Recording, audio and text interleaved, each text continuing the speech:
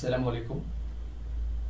আলু সংরক্ষণের জন্য নির্ভরযোগ্য একটি প্রতিষ্ঠান M Israt cold storage private লিমিটেডের সামনে থেকে আপনাদের ধন্যবাদ জানাচ্ছি। আমি মোহাম্মদ রায়হান।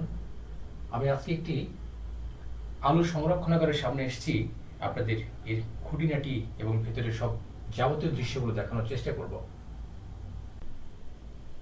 এটি হচ্ছে আলুর শেড, যেখানে মাঠ থেকে আলু নিয়ে সেইখানে রাখা হয় এবং সেখানে বস্তাজাত করে এবং সেখানে যাচাই বাছাই করে ভেতরে ঢোকানোর জন্য যে প্রিকুল দেখতে পাচ্ছেন আপনারা, সেখানে প্রিকুল হিসেবে পরিচিত এই জায়গাটুকুতে রাখা হয় এবং এখানে সহনীয় একটি তাপমাত্রায় আলুকে নিয়ে আসার পরে তারপরে এখানে চেম্বারে দেওয়া হয়।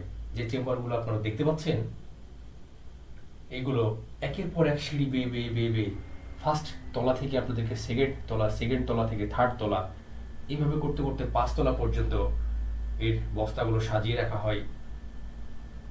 অনেক প্রতিষ্ঠানে দেখবেন এই যে রিপ হিসেবে যেগুলো করে রাখা হয়েছে, সেগুলো সিমেন্ট দিয়ে রড দিয়ে তৈরি করা হয়, কিন্তু এখানে একটি ব্যতিক্রম, এখানে বাঁশ দিয়ে তৈরি করে দেখতেছি, যার কারণে এটি খুব শক্তপোক্ত হবে বলে আমি মনে করছি।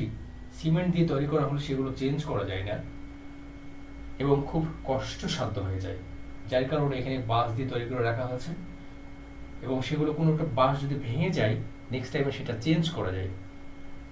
দর্শক,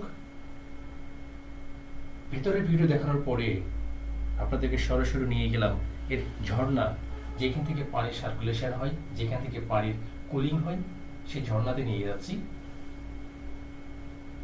আপনারা দেখতে পাচ্ছেন ঝর্ণার নিচে একটি হাউজ করে রাখা হয়েছে, যেখান থেকে ঝর্ণার পানি হাউজে পড়ে আবার সাবমার্সিবলের দ্বারা সেখান থেকে পানি উঠে গিয়ে আবার সেটাতে বাষ্প আকারে তথা সেটা আবার ঝর্ণায় পরিণত হয়। চারিদিকে যেন আলুর বিস্তীর্ণ এক মাঠ আপনারা দেখতে পাচ্ছেন।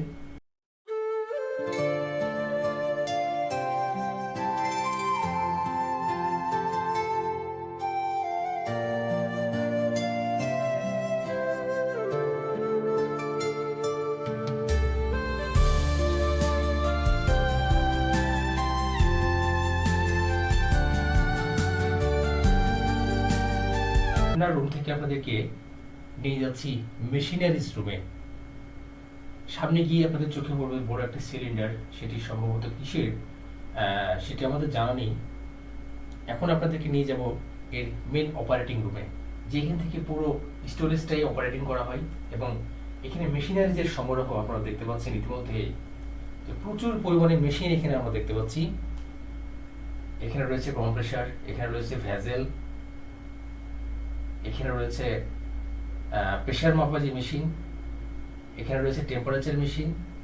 সবকিছু মিলিয়ে যেন এক মেশিনের স্বর্গরাজ্য আপনারা ইতিমধ্যে দেখতে পাচ্ছেন। প্রিয় দর্শক, কত প্রকারের এখানে মেশিন রয়েছে এবং সেগুলো নিরবিচ্ছিন্নভাবে এই সাপ্লাইগুলো দিয়ে থাকে। আপনাদের যদি বলে রাখি, এই মেশিনগুলো ম্যাক্সিমাম হয় চায়না, কিছুটা হয় থাইল্যান্ড এবং